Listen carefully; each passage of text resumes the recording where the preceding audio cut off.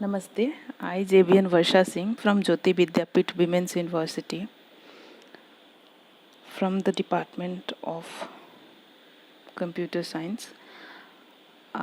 So we have discussed about operating system in earlier session. In this session we will cover function of operating system. So let us understand one by one what is the function of operating system. The first function is of process management. Process management means how the manage multiple number of process which is executed in our computer. So how operating system manage? So process is a program in execution. Operating system manages creation and deletion of processes. So what is the method by which operating system managed?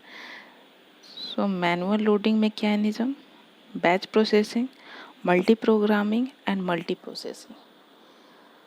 So these are the process by which operating system manage your process. You can say that it is also the type of operating system by which they will manage the process, because in earlier days we have not Microsoft Windows, then we manage the process manually. After that we had batch processing. In batch processing में हम क्या करते थे कि अगर हमारे पास multiple type of process हैं, okay, जो डिफरेंट वर्किंग करते हैं, तो हम लोग उनका एक क्लस्टर बनाते थे, मतलब ग्रुप बनाते थे। एक क्लस्टर में एक जैसे काम करने वाले प्रोसेस का कलेक्शन हो जाता था हमारे पास। उसके बाद हम उस क्लस्टर को एग्जीक्यूशन के लिए अपने ऑपरेटिंग सिस्टम को पास आउट करते थे। इससे क्या होता था कि हमारे जो ऑपरेटिंग सिस्टम है वो काफ़ी टाइम तक मतलब आइडल हो जाता था, क्योंकि पहले क्या है कि अगर आपके पास पहले तो बहुत सारे प्रोसेस हैं, ठीक है, फिर आप उसको आइडेंटिफाई कर रहे, रिकॉग्नाइज कर रहे कि कौन सा सिमिलर टाइप का जॉब हो रहा है, उस जॉब को एक साथ फिर कलेक्ट कर रहे हो किसी मेथडोलॉजी के थ्रू, किसी एल्गोरिथम के थ्रू, ओके, फिर उसके बाद आप एग्जीक्यूशन के लिए देते हो, तब तक आपका सीपीयू जो है आइडल बैठा हुआ रहता था।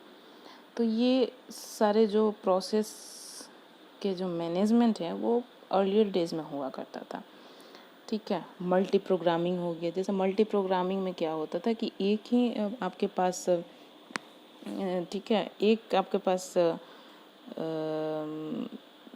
नहीं, मल्टी प्रोग्रामिंग में मल्टीपल टाइप्स ऑफ प्रोग्राम हुआ आपके पास, ठीक है, और अब सीपीयू से एग्जीक्यूशन कराना है, ठीक। तो ऐसा होता था कि जैसे एक प्रोसेस अगर एग्जीक्यूशन के लिए सीपीयू को अपने अंडर में ले लिया, आई मीन कि उसे रिज़र्व कर लिया, तो वो तब तक सीपीयू को अपने कंट्रोल में रखिएगा जब तक कि वो पूरा अपना काम करके वापस काम ना कर लेता है, पूरा उसका काम कंप्लीट नहीं हो जाता, तब तक वो सीपीयू को अपने अंडर में रखेगा, किसी और प्रोसेस के साथ शेयर नहीं कर सकता है। तो ये प्रॉब्लम होती थी कि जैसे मान लीजिए कि कोई प्रोसेस है जो बहुत लंबा, मतलब लॉन्ग ड्यूरेशन के लिए है, जिसका वर्किंग ड्यूरेशन ज़्यादा है, तो बाकी जो प्रोसेस हैं उनको तो टाइम ही नहीं मिला, उनको तो सीपीयू के अंदर आने का टाइम ही नहीं मिला, तो वो एग्जीक्यूशन का वेट करते करते वो sometimes they go under the weight and hold condition, okay. So वो वेट ही करते रह जाते थे। तो ये स्टारवेशन इसको बोलते हैं ऑपरेटिंग सिस्टम के मेथड के थ्रू। स्टारवेशन का मतलब है कि वो भूखा ही रह गया, मतलब उसे सीपीयू मिला ही नहीं, ठीक है। तो इस तरीके से ये तो सही नहीं है कि अगर आप कोई प्रोग्राम एग्जीक्यूशन कराना चाह रहे हो और आपने भेजा तो है एक साथ 4-5 प्रोग्राम को एग्जीक्यूशन के लिए, लेकिन एक जो प्रोग्राम है आपका वो लंबा समय तक लंबा है, तो उसी को मिले रहेगा और बाकी ये सारे वेट करते रहेंगे। तो इसको रिजॉल्व करने के बाद आया आपके पास मल्टी प्रोसेसिंग। मल्टी प्रोसेसिंग में क्या होता है कि एक ही सीपीयू से आप आप काम करा लेते हो मल्टीपल प्रोसेस का। कैसे? कुछ आप क्वांटम ऑफ टाइम सबको डिवाइड कर देते हो कि आपके हर प्रोसेस को चांस मिलेगा कि इतने सेकंड के लिए वो उस सीपीयू को यूज़ कर सके। ठीक है, जैसे आपको मैं एक एग्जांपल के साथ समझाती हूँ। मान लीजिए कि आपके क्लास में स्पीच देना है किसी टॉपिक पे, ठीक है। तो ऐसा होता है ना कि जैसे कोई बच्चा ज़्यादा बोलता है तो सबसे पहले उसे ही खड़ा कर दिया जाता है, और मान लीजिए कि 1 घंटे का टाइम ड्यूरेशन है कि आपको 1 घंटे में ये टॉपिक कंप्लीट कर लेना है। बट ये इसके पीछे रीज़न ये है कि बच्चे का कम्युनिकेशन स्किल को इम्प्रूव करना है और स्टेज फोबिया को हटाना है। तो जो बच्चा ज़्यादा बोलता है तो वो पहले आएगा और वो ही बोलता रह जाएगा। इतने में क्या होगा कि सारा टाइम वो अकेले ले लेगा और 1 घंटा ख़त्म हो गया। तो बाकी इस बच्चे का तो वेस्ट हो गया ना। इस जो आपने टेक्नोलॉजी ये मेथडोलॉजी जो अपनाई है बच्चे को इम्प्रूवमेंट के लिए, तो सारा वेस्ट हो गया। बाकी बच्चे तो बैठे रह गए। ठीक है, तो ऐसा ना हो, सबको इक्वल टाइम मिले, सबको चांस मिले कि वो आकर कुछ बोले। तो उसके लिए हम क्या करेंगे? हम टाइम डिवाइड कर देंगे कि हर जो भी है वो 5 मिनट के लिए बोलेगा या 2 मिनट के लिए बोलेगा। ठीक है, उस अकॉर्डिंग अपना सब बोलेगा। ठीक, तो वैसे ही इसमें भी होता है कि हम यहाँ पे क्वांटम टाइम के लिए डिवाइड कर देते हैं। इसके लिए मेथडोलॉजी होती है आपकी, राउंड रॉबिन प्रोसेसिंग हो, शेड्यूलिंग प्रोसेसिंग होता है। तो ये सब जो मेथडोलॉजी है ना, हम नेक्स्ट क्लास में पढ़ेंगे। जैसे कि ये मल्टी प्रोग्रामिंग में फर्स्ट कम फर्स्ट आउट की मेथडोलॉजी लगती है कि जो आ गया, जिसको मिल गया वो मिल गया और बाकी सारे वेट कर रहे हैं। तो वो सब हम लोग नेक्स्ट अपकमिंग सेशन में देखेंगे, बिकॉज अभी वो टॉपिक पढ़ाने के लिए और कुछ भी कवर करना पड़ेगा, तब आप उसको अच्छे से समझ पाएंगे। ठीक है, यहाँ पे सिर्फ हम लोग ये समझते हैं कि इस टर्म्स का मीनिंग क्या है। अब चलिए आपके पास process of management in early system. Programmers write the program for each instruction, you can say that. Programs are then punched on punch card, and then card are submitted to the computer center, and then cards and data were manually loaded. Result of execution of the job was printed on the punch card. बहुत ज़्यादा लेंदी and बहुत ज़्यादा time consuming ये process हुआ करता था। ठीक है,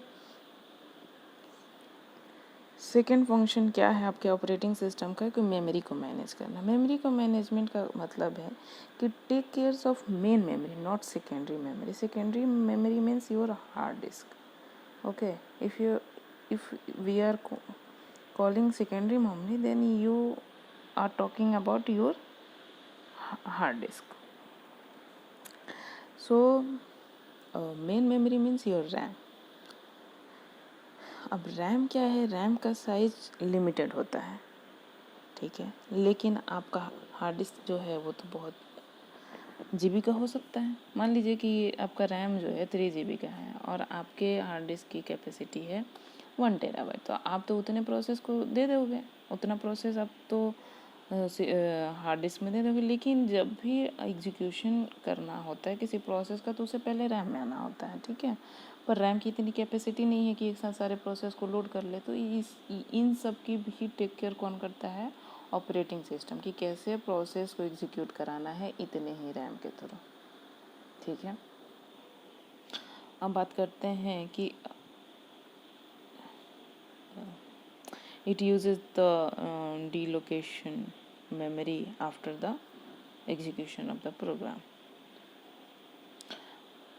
थर्ड काम इसका क्या है कि फाइल को कैसे मैनेज करना। File is a collection of related information.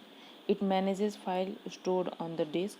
It provides function to delete, copy, move, rename and view files, जैसा कि आप सब करते होंगे, है ना। Backup of files on stable and non volatile storage. File access method के लिए हम लोग 2 मेथड यूज़ करते हैं, जो सिक्वेंशियल एक्सेस फाइल है और एक है रैंडम एक्सेस फाइल। अब आपका आ गया सिक्योरिटी। सिक्योरिटी में क्या होता है कि आप प्रोटेक्ट करने के लिए अपने रिसोर्सेज को आप क्या करते हो? हर जगह आप पासवर्ड लगाते हो। सो इसको भी मैनेज करने का काम किसका है? ऑपरेटिंग सिस्टम का है। दो तरीके का देखिए सिक्योरिटी होता है, एक तो एक्सटर्नल होता है और another is your internal security. In external security adequate backup data, access of sensitive information only, but in internal security user authentication को ही कंट्रोल करने लग जाता है और एक्सेस कंट्रोल उसके पास चला जाता है। तो ये सिक्योरिटी से रिलेटेड बातें को ध्यान में रखकर हमारे पास ये हमारे पास ये है facility through the operating system कि हम लोग अपने डेटा को सेव कर सकें। ओके, उसके बाद डिवाइस मैनेजमेंट का भी काम इसी का है। डिवाइस मैनेजमेंट में इनपुट आउटपुट डिवाइस को कैसे मैनेज करना है उसके रिगार्डिंग भी इसी को टेक केयर करना है। It manages the peripheral devices you can say that your USB वगैरह जो भी आप एक्स्ट्रा चीज़ें यूज़ करते हैं अपने सिस्टम को इम्प्रूव करने को, that is called peripheral devices. Except input from the users and give corresponding output. It consists of policies and procedure for handling the input-output devices. Command interpretation act as primary interface between the user and the rest of the system. It understands and executes command entered by human beings. Okay, so these are the functions of operating system. In next session we will see the types of operating system. Okay, so thank you class, this is all about this session. I hope you enjoyed my session, but if you have any query regarding this session, please comment below. I will resolve your problem in next session. Thank you.